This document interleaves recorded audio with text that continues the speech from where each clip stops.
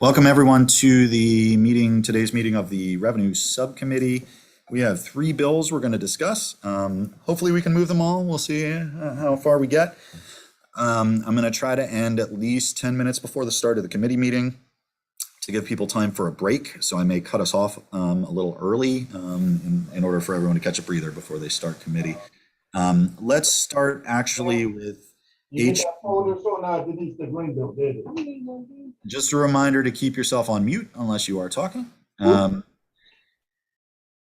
HB 366, let's go ahead and start with that. This is the Office of the Comptroller Legal Division and Private Letter Ruling Procedures. So this, as you'll recall, sets up a division within the Office of the Comptroller to do private letter rulings as an issue that we've discussed for many years in this subcommittee and this committee. George, I believe we have one proffered subcommittee amendment, and I know we have at least one member who has an amendment as well. So George, can you describe the subcommittee amendment? The amendment was submitted by Delegate Learman, and that would strike the clause for a period of 3 years, which pertained to the viability or the period of time for which the guidance provided under a private letter ruling would stand. This was an issue that was raised during the committee hearing.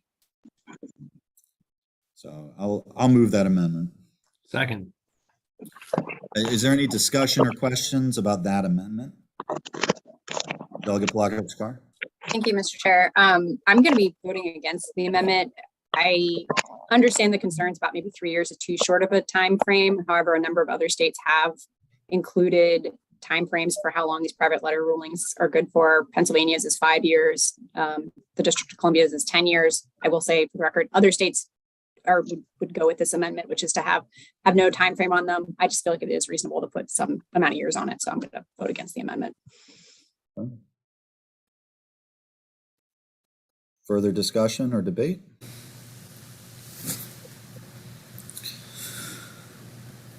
Okay, Delegate Feldmark, go ahead. Sorry, thank you, Mr. Chair. Just one question, I guess. Looking at that section again, the private letter ruling is binding until or unless one of the following things happens, and the last is that the comptroller has modified or revoked the private letter ruling. And I guess if someone is relying on this, what's the process for that revocation or sort of notice that the comptroller has changed that ruling? Might be a process that the comptroller would need to specify in regulation, but I believe that should the comptroller revise its stance, that it would then communicate that revision to the party that it applied for the guidance. Right. I guess I would assume and hope so. Also, I just didn't know if there was an established process or if that should be addressed. We have Deborah Gorman with us from the Comptroller's Office. Deborah, did you want to weigh in? Thank you. Yes, Delegate Feldmark, I think that George has done a good job of explaining. We do intend to promulgate regulations regarding those specific procedures. And we would agree with Delegate Plotkin-Skar's comments regarding Pennsylvania and DC, our neighboring states, and their time limits, and certainly would be open. But I think the idea here is the comptroller would revoke because there are things that we have knowledge of, law changes, regulatory changes, court cases. We would not necessarily be aware if there are facts and circumstances that change on the taxpayer's side. And so having some built-in period of time, be it 3 years or longer, would cause there to be, by necessity, a review just to make sure there have been no changes. And we do ask that the binding period be set so that does force a taxpayer to take an affirmative action at some point to acknowledge there has been no change in the circumstances that they have put forth to us, be it 3, 5, 10 years ago. So you prefer some binding period, but you don't have a strong preference for how long that period would be? That's correct.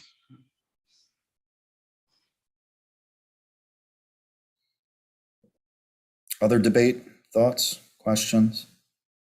Delegate Feldmar? Well, I mean, I guess I'm wondering then, based on that, should we be looking at, instead of removing the 3 years, just lengthening the 3-year period? So the motion on the table right now is the amendment that strikes for a period of 3 years.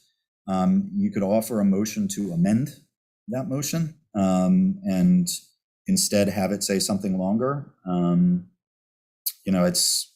guess there's two questions. One, do we have a period? And second, how long that period is. Right.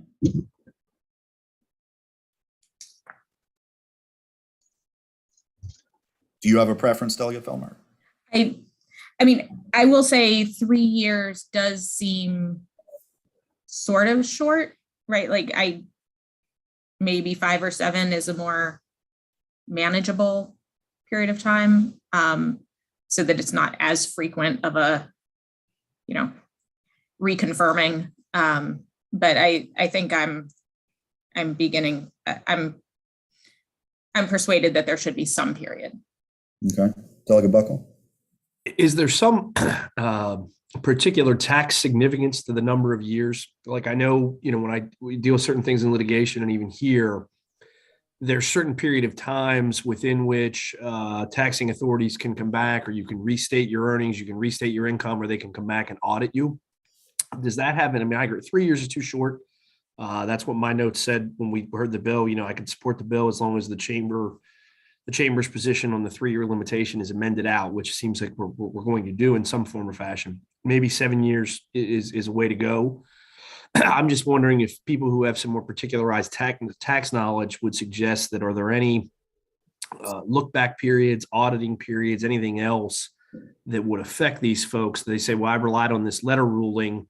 Well, yeah, but your letter ruling expired after X number of years. And so now I can, I would think that they could say I relied on the letter ruling, so it wouldn't affect my prior returns. But with taxes, there's always these hidden bombs. At least I found. I mean, we spent a lot of time negotiating deals and things, and you always sometimes have to turn them over to a tax accountant or a tax lawyer because they'll quote some Byzantine regulation that says, well, that's got to be longer or shorter or something.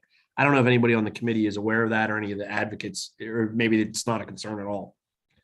Karen Cirillo, I don't know if you have an answer for that.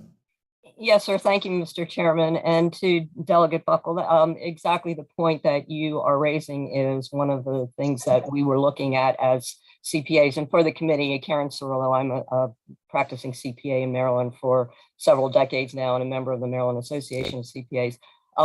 3 years, in the brief conversations I had with the Comptroller's Office, there was a reference to one of Maryland's statutes of limitations, which is what Delegate Buckle is looking at for income tax purposes. The Comptroller's Office has 3 years to audit a return and make an additional assessment.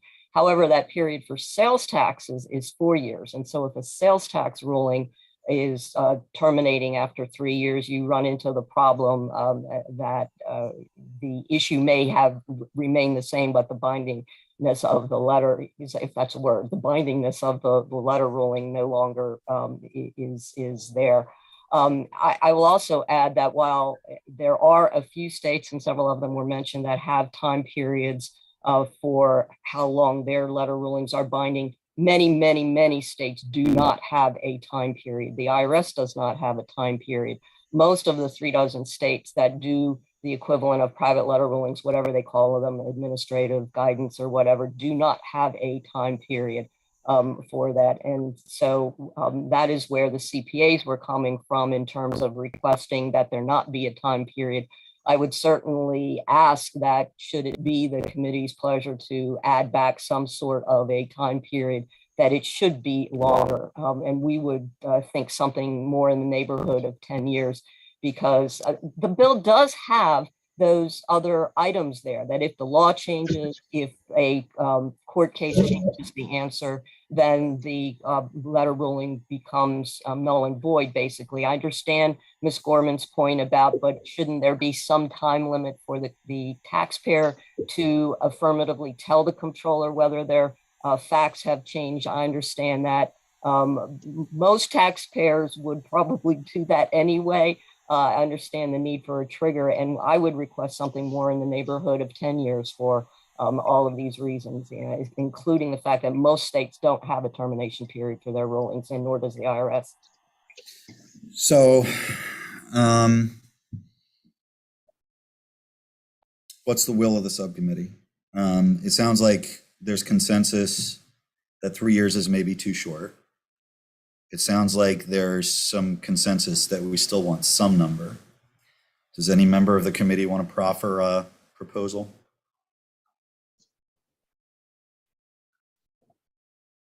I mean, I think you look 7 to 10.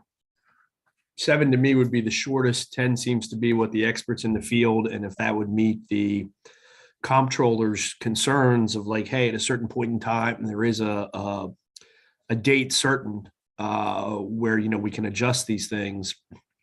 To me, you know, whether it's 7, whether it's 10, would still achieve that purpose. Delegate Feldmark, I saw you come off mute for a second. I'd be comfortable with 7. Okay.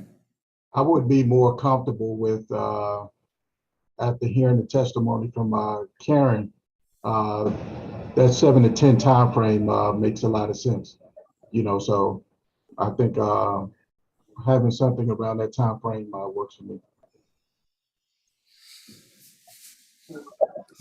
I would also say I'm comfortable with 7. If the will of the majority here is to go with 10, I'm fine with that as well. But would prefer 7. All right, I withdraw the previous amendment. I'd like to offer a substitute amendment that we change the period from a period of 3 years to, Jason, were you gonna jump in? No.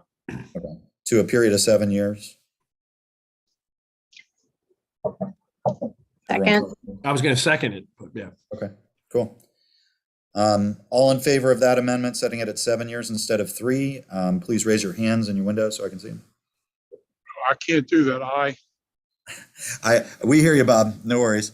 All right, so that amendment is adopted. I believe there's an additional amendment, Delegate Polakovich-Carr, if you want to go ahead. Yes, and I shared this with everyone over email maybe about an hour and a half ago. It should be in your public inboxes. So this amendment, I have checked with the bill sponsor about basically in just looking through how other states have set up in statute their private letter rulings, or whatever the terminology they use in those states, just looking for what other protections we might need to have in this legislation. So the first part of the amendment basically is just requiring that the taxpayer disclose to the comptroller's office if they're the subject of an ongoing taxation matter, including an audit, a claim for refund, a tax protest, or an appeal to the tax court or any other court with jurisdiction over the matter. And that if they are subject to one of those taxation matters, that they provide relevant case numbers or other information, just so that the comptroller's office can make an informed, decision about whether or not they actually want to issue a private letter ruling for that person. Sorry, I'm getting a lot of weird lighting in my office at the moment from the sunlight. There we go. And then the second part of the amendment would provide, again, some more clarity about whether or not situations when the comptroller's office could say, no, we're not going to issue a private letter ruling on a particular case. And it would add, if the issue is clearly and adequately addressed by statute, regulation, or court decision, or if the issue involves the tax consequence of proposed but not yet enacted legislation. And I would move the amendment. Second. All right. Any thoughts or discussion or questions for the amendment's sponsor? Julie, did you say that the bill sponsor was good with this in general? That's what I thought you said. It kind of in the beginning. Yes. And do we have any sense that the CPA community or the folks who would probably be requesting most of these letters, do they have any?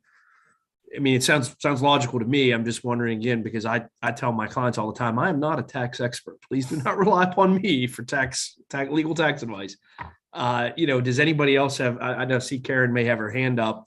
just to weigh in, like it sounded very reasonable to me, and most of Delegate Polakovich Carr's ideas really digs into this. I tend to try to support them. I'm just wondering if there are any hidden issues with any. Ms. Cirillo, go ahead.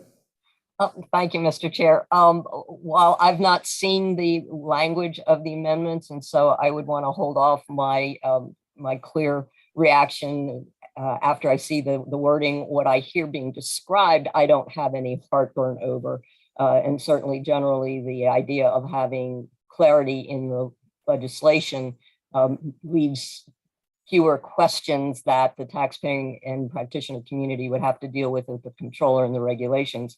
So the ideas that I heard the delegate word just now, I don't feel any heartburn, but if I could hold off until seeing the actual wording, that would be my request. We'll make sure you get a copy of it. Thank you.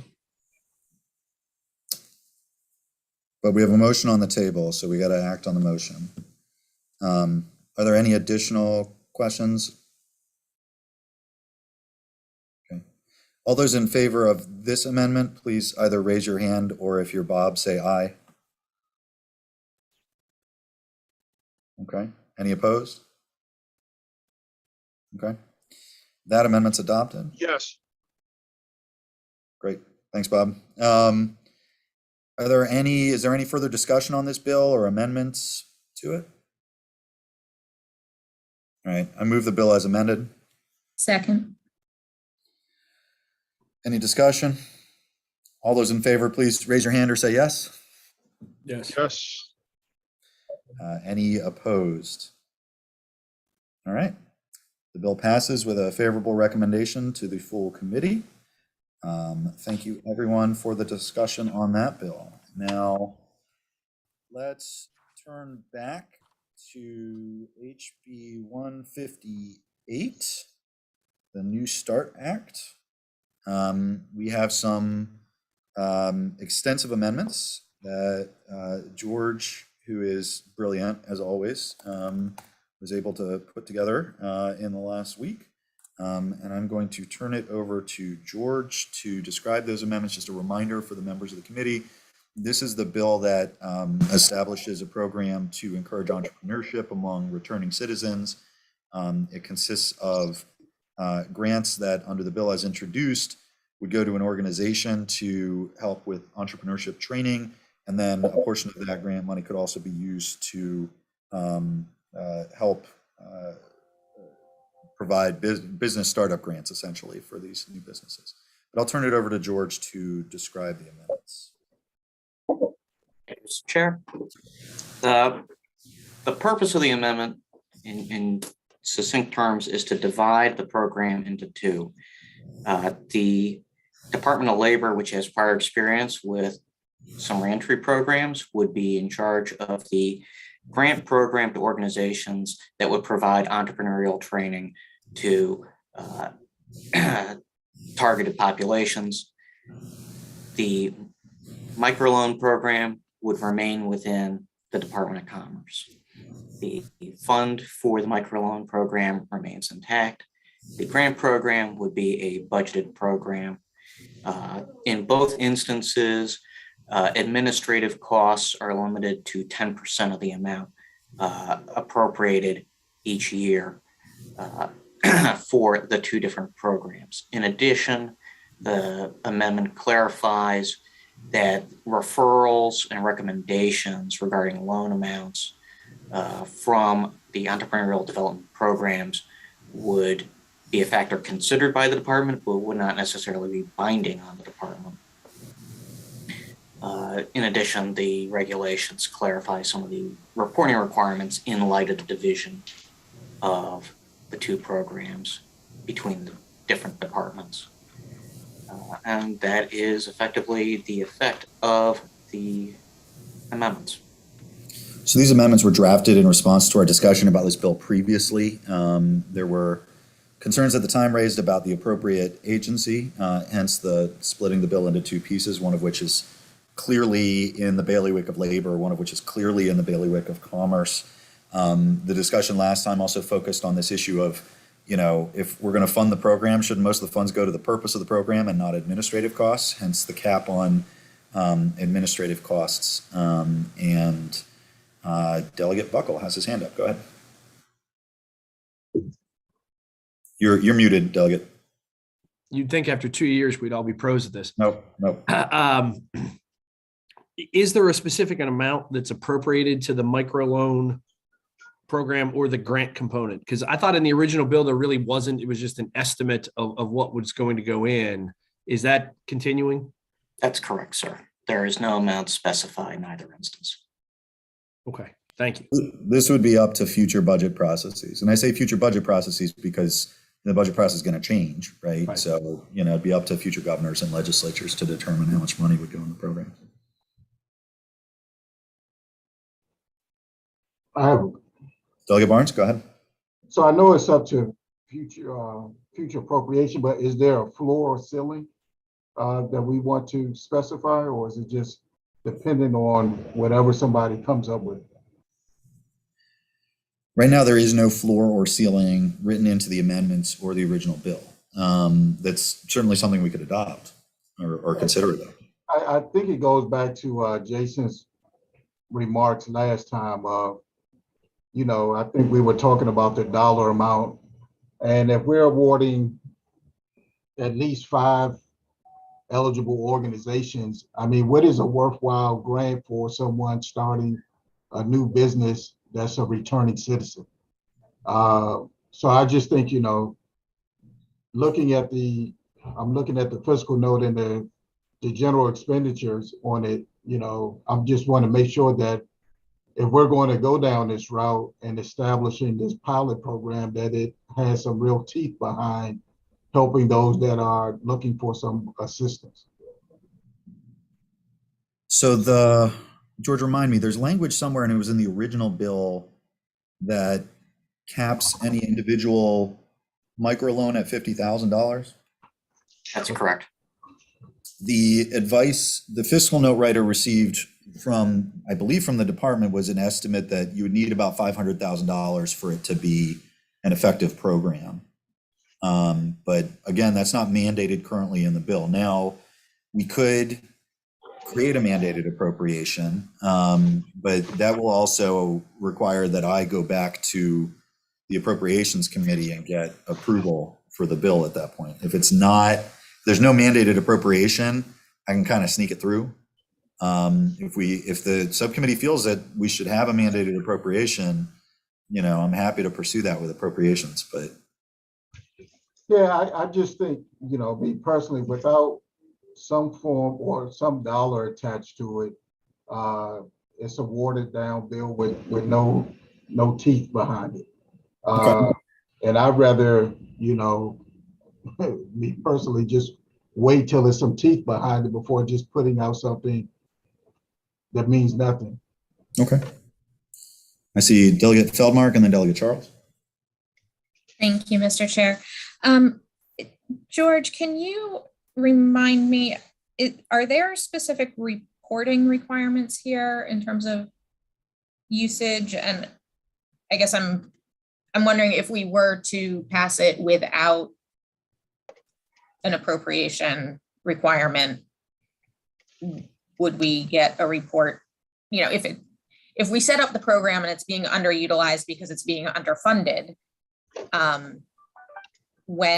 how soon would we hear about that?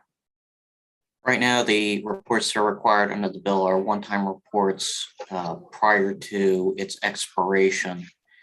In the reprint, page 8 is the reporting requirement related to the microloan program, which would require a report on or before January 1st, 2029 regarding all the funding received for the life of the program, a description of the implementation of the program by the department, including an assessment of its effectiveness, and then overall performance and impacts on the loan recipients. There is similar language with respect to the grant program, and that is in subsection H of the new section within the labor and employment article. Okay. All right. Delegate Charles? Thank you, Mr. Chair. So what's the likelihood of this bill being able to get the appropriation support behind it and it actually moving forward?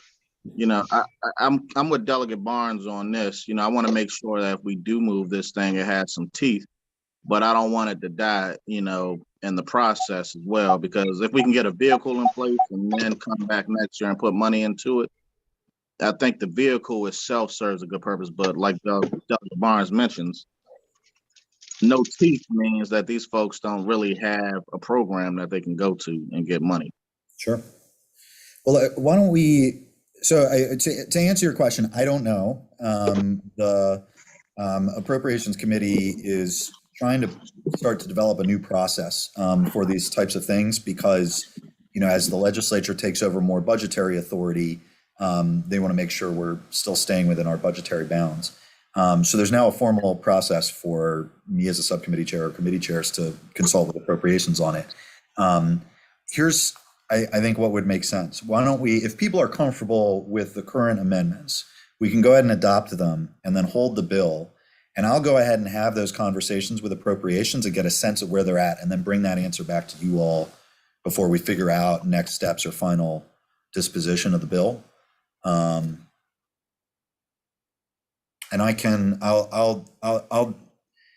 Delegate Barnes, what number would you think would be reasonable? Like the 500,000 that the fiscal note writer suggests? Yep. Okay. So I'll make that ask then and see what answer we get back and then come back to the subcommittee with more information. Can we go ahead though and adopt the amendments we have right now that split the program and make sure that not too much of the money goes into administrative expenses, or do you all want to hold off on that as well? Now we can adopt the amendments now. Move the amendments. Second. Okay, the amendments have been moved and seconded. Any discussion? All those in favor of the amendments, please signify by raising your hand or saying aye. All right, the amendments are adopted, and now we will special order the bill for consultation with the Appropriations Committee.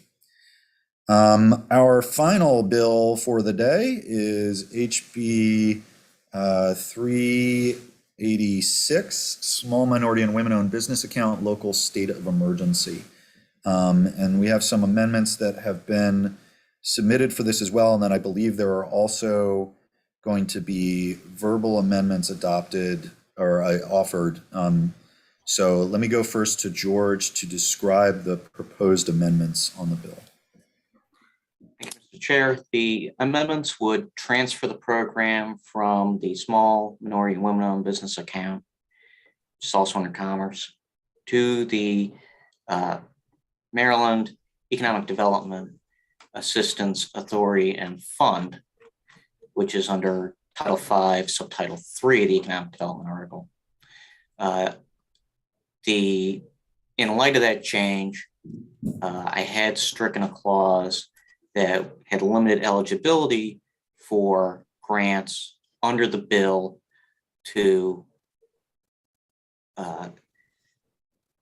that previously included small minority and women-owned businesses to now just refer generally to small businesses in light of the changing from one fund to the other. In addition, as introduced under the bill, previously any of the fund managers under SMOOBA would need to receive approval from the department before issuing a grant or converting a loan to a grant. I modified that clause to indicate that the approval of the authority, the Maryland Economic Development Assistance Authority, would need to be obtained before the department distributed a grant or converted a loan to a grant. Generally speaking, the two funds are of comparable budgeting size, about 19 million or so for fiscal 23 projected for SMOOBA, 17 million for MEDAF. I see Delegate Buckle and then Delegate Philmark. So George, Same applicants, same eligibility, same everything. They're just going to get the money from MEDAF rather than from SMOLOBA. Is that fair? That's fair. As noted before, I had stricken Okay. a reference to eligibility for minority and women-owned businesses. If they were small businesses, then they could apply. As noted earlier, I did that in light of there isn't a particular MEDAF doesn't have a targeting minority for owned thing. Right. those businesses under the MEDAF program. Okay. Thank you. Delegate Feldmark. Thank you, Mr. Chairman. So I think the move to the other fund makes a lot of sense. However, I would like to keep minority and women-owned businesses eligible, even though the funds are now coming from a different location. I think if we're talking about assistance in a state of emergency, minority and women-owned businesses, statistically have a harder time accessing capital, are going to be disproportionately impacted by the impacts of a state of emergency. So I would like to keep them in. So, folks, if you're looking at the reprint, the relevant section here is bill page 4, and the lines are 24 through 26. Provide financial assistance under the subtitle to the original language when it was in SMOBA would have said a small minority or women-owned business, including nonprofit organizations in the form of a grant. And then the next part, convert to a grant part or all of a loan that was provided to a small minority or women-owned business or nonprofit organization before the area became subject to a declaration of emergency. George, can I ask a question about the grammatical construction of that clause? So if it says a small business, as it is currently in the amendments, that includes minority and women-owned small businesses, right? Correct. Okay. If we, Assuming that they qualify based on business size. right. If we add back in the language that says small minority or women-owned business, is the or for all three components of that list, or is the or just for minority and women? In other words, would adding the language back in mean that the only types of small businesses that would qualify would be minority-owned or women-owned businesses? All three for the interpretation. Okay. A small business that is non-minority owned or non-women owned, or generally a minority owned business regardless of size, or a women owned business regardless of size. So by adding the language back in, essentially we're providing a call out, but without necessarily limiting the scope of the program. Correct. It broadens eligibility for the program, in that, once again, you could have a larger business, like a non-small business that's minority owned or women owned, that would now be eligible to benefit under the program. Gotcha. So this adding minority or women-owned business back in would mean that small business would qualify regardless of ownership, but a minority or women-owned business wouldn't have to be a small business to qualify for this support. That is correct. Ah, okay. I understand better now. All right. Thoughts on Delegate Feldmark's suggestion, or? I concur with Delegate Feldmark. She's my champion. Any other discussion? Well, we don't have a motion right now, so maybe the thing to do is to move the amendments with one change, which is to remove the strikeout of minority and women or women-owned in those two clauses of the subtitle. I'll move that revised amendment. But are we putting it back in? Yeah. Okay. Second. Okay. I see Jen from Commerce. Jen, go ahead. I just wanted to check in and see if it would be possible for us to have an opportunity to review the amendments and just see exactly this. I'm a little confused, to be honest, on the switch from SMOA to MEDAF. And would love to be able to review and discuss. Yeah, we've got plenty of time. Everyone comfortable with a hold to let the department take a look? Okay. I appreciate that. Thank you. Yeah, no problem. So we'll hold this bill as well. And I'll make sure to, well, George, actually, can you send Commerce a copy of the revised version? I'll incorporate the restoration of the reference to the small, to minority and women businesses as discussed, and I'll send that revised copy to the department as requested. Okay, let's go ahead and adopt the amendment, and then we'll do the special order. So all in favor of the amendment as amended, please signify by raising your hand or saying aye. Okay, so the amendment's adopted, and then we'll hold the bill until next time. And that's all we have on the agenda today, ladies and gentlemen. We finished 20 minutes before our Ways and Means bill hearing. So grab some food, do a little dance, go do what you need to do. We'll see you in Ways and Means in a few minutes. Thank you, everyone.